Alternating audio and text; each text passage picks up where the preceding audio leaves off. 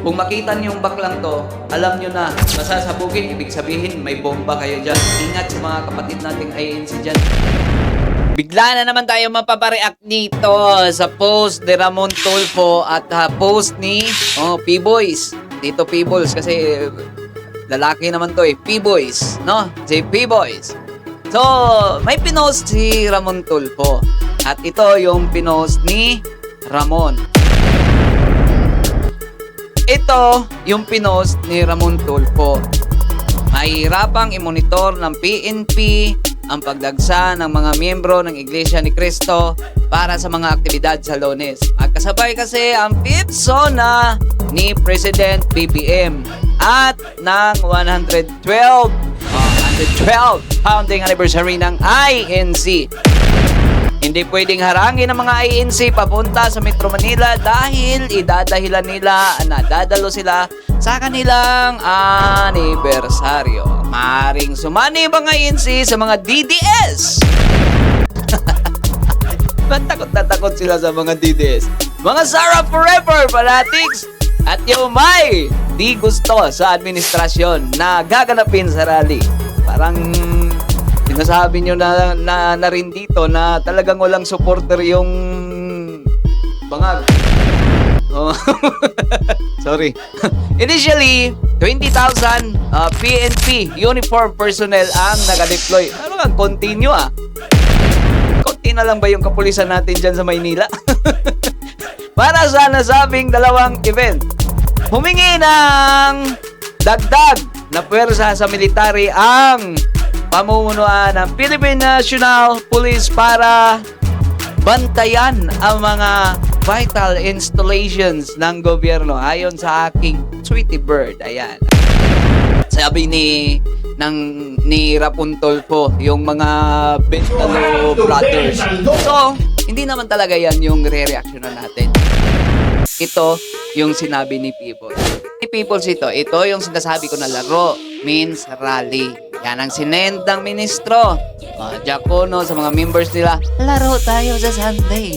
May laro kami sa liwasan sa Sunday ng 3 p.m. Kayo, kailan kayo maglalaro sa Quirino Grandstand? Una sa lahat, 27 ang anniversary ng INC. Pero bakit may laro sa 26? Ganun. At kailan pa kayo nag-anniversary sa kalsada? Anong gawa ng Philippine Arena nyo? Okay. Anniversary, ito binabasa lang natin yung sinabi ni P-Boys dito. Hindi kasi, lalaki din naman to, P-Boys, hindi P-Balls. Anniversary na meron sa liwasan at meron sa Quirino Grandstand. Galingan nyo ang gagawin nyo kasi ito yung last chance na kapag hindi kayo nanalo sa laban, sayang yung pinaghirapan nyo at masisira kayo sa tao. Mag-isip mga INC members na nasa ibaba at mga inosente sa mga ginagawa ng mga nasa itaas. Glicerio Santos, Eduardo Manalo, pinangalanan niya dito yung mga malalaking tao. Lynn Ventura Manalo, Cudera at mga sanggunian ng mga INC. Makonsensya kayo sa mga kapatiran yung inosente. Huwag nyo silang ibala sa katarantaduhan nyo. Ito, walang religion na may death squad. Walang religion na sumasali sa politics. At walang religion na may malaking armory. Wala ba? Ano masasabi mo doon sa yung si Father Flappy? Wala. Tuloy na natin to. Mandaragit at Scan the Death Squad of Manalo. Marami ba kayo? Parang tanong nito. If I were John Vic, kapag ginulo nila ang zona ng Pangulo, pasabugin nila ang sentral. Opinion ko lang. Pasabugin. Parang nag-ano na siya dito Uy, imbestigahan niyo to Pasabugin nila ang sentral. Marami ka mapapahamak dyan, bakla. Wala yan. Alam kong eksena, natataranta na si Eduardo at mga sanggunian dahil mabubuking ang mga illegal na aktibidades niya, and that is my assignment as an angel. Hindi ka angel, demonyo ka. Maraming falsification of public documents pinapadala sa ibang bansa na piki. Piki daw ang mga papeles. Pinalabas na ang professor ng NEC, na sick nila sa Hong Kong at iba pang bansa ay NGO. Iyon yung nakalagay dyan, ha. Binabasa ko lang yung sinasabi niya. Pero palihim na sumasamba through Zoom. Ayan. Sumasamba through Zoom. Okay, hindi ko gets yung sinabi niya. Bakit naman ang mga Katoliko hindi pinagbabawalan?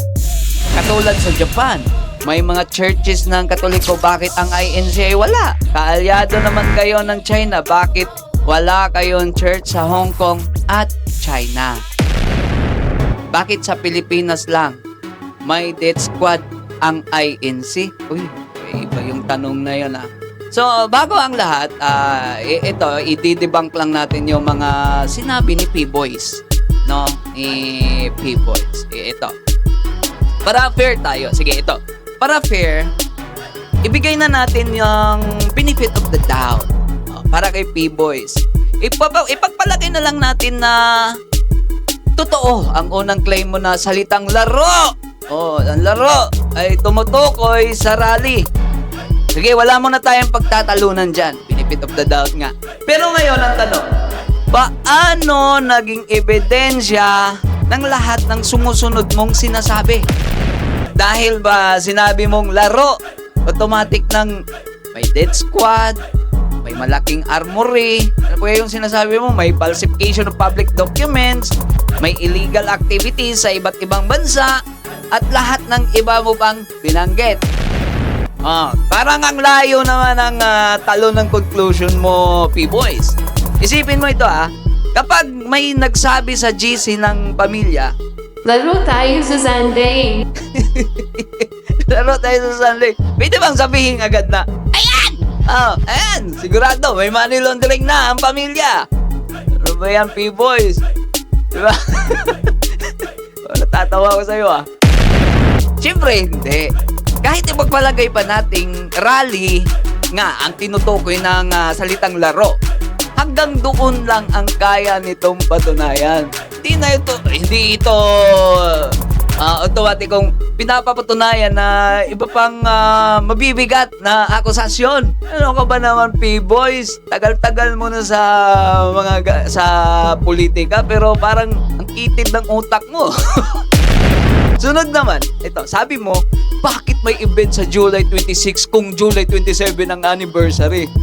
Hindi pa pwedeng may pre-anniversary activity yung iglesia, yung INC? Diba? Maraming organisasyon ng may mga advance celebration, tanga. Outreach, rehearsal, o iba pang paghahanda bago ang mismong petsa. Parang natatakot to sa people's power, mawawala yung amo mo. Siyempre, sugarol ka pa naman. Kaya nga lumipat ka dyan kasi sa bangag vloggers Kasi alam mo sa sarili mo na hindi ka magkakapera dito kapag nasa nasa DDS ka. Ay, nako, P-Balls! Tigilan mo yung pagsusugal. Ang pagkakaroon kasi ng mga aktibidad bago ang anniversary ay hindi sa sarili nito. Hindi ito patunay na may mga masamang balak. Natatakot lang talaga kayo sa people's power. Sabi mo rin na bakit sa Liwasan o sa Quirino Grandstand at hindi sa Philippine Arena? Posible bang may mga ibang dahilan?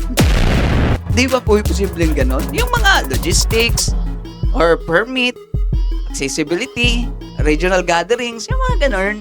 Di ba? Itong si P-Boys talaga.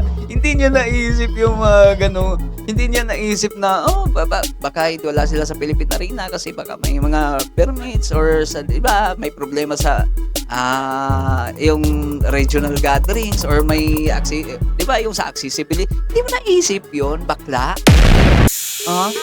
Hindi lahat ng desisyon sa venue ay agad may political o lihim na dahilan. Huwag kang matakot. Akala ko ba malakas si BBM? Kailangan pa rin ng ebidensya bago gumawa ng ganong conclusion. May ebidensya ka ba?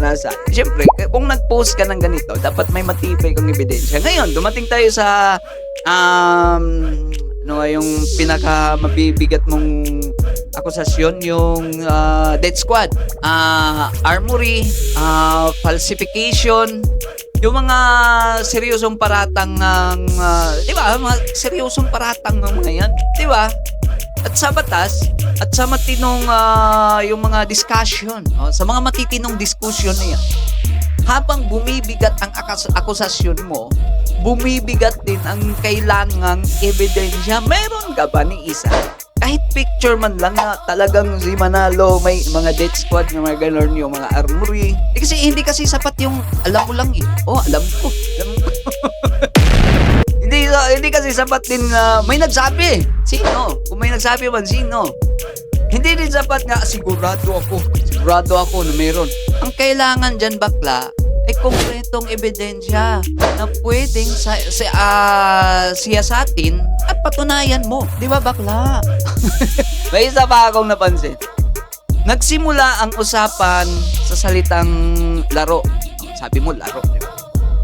Pero, maya-maya, napunta na sa death squad, armory, China, Hong Kong, falsification, kung ano-ano pa yung mga pinagsasabi mong ewan.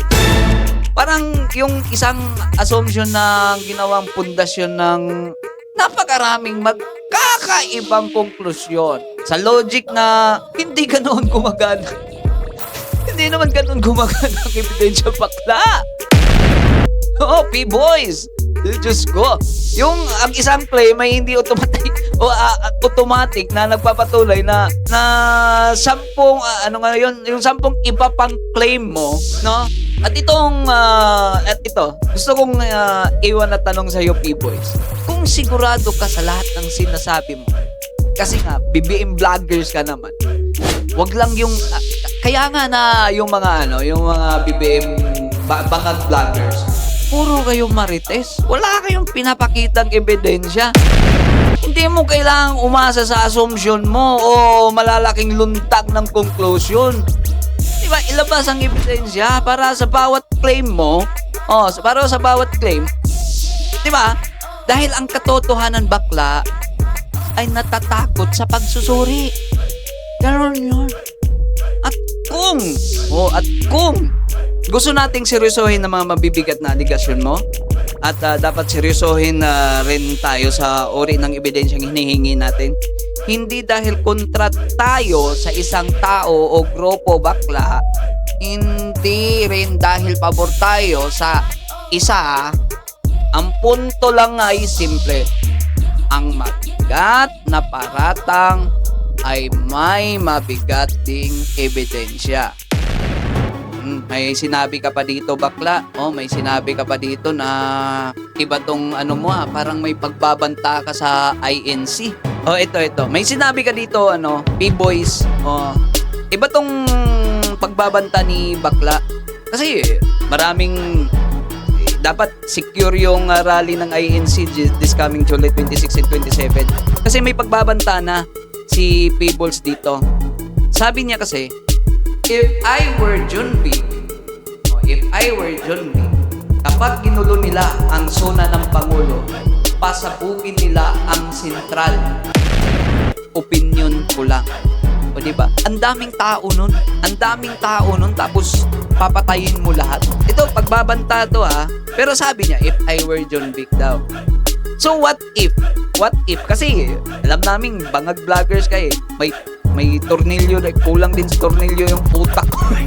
Ito klarong pagbabanta to. Klarong pagbabanta na dapat yung security nyo dyan sa parating na July 26 or 27 na gagawin yung anniversary, higpitan nyo pa. Kung makita nyo yung baklang to, alam nyo na, pasasabugin, ibig sabihin may bomba kayo dyan. So, yun, ingat sa mga kapatid nating INC dyan at sa mga dadalo pa ng, sa anniversary ninyo. Kasi may pagbabanta na ni Peoples. If I were John Vic, kapag ginugulo nila ang zona ng Pangulo, pasasabugin nila ang sentral. Opinion ko lang. It's, sa opinion niya yan kaya i-tight nyo yung security nyo dyan. So, hanggang doon na lang yung reaction natin. And gusto nyo pa ng ganitong mga klaseng content, please don't forget to like, share, and subscribe. Bye.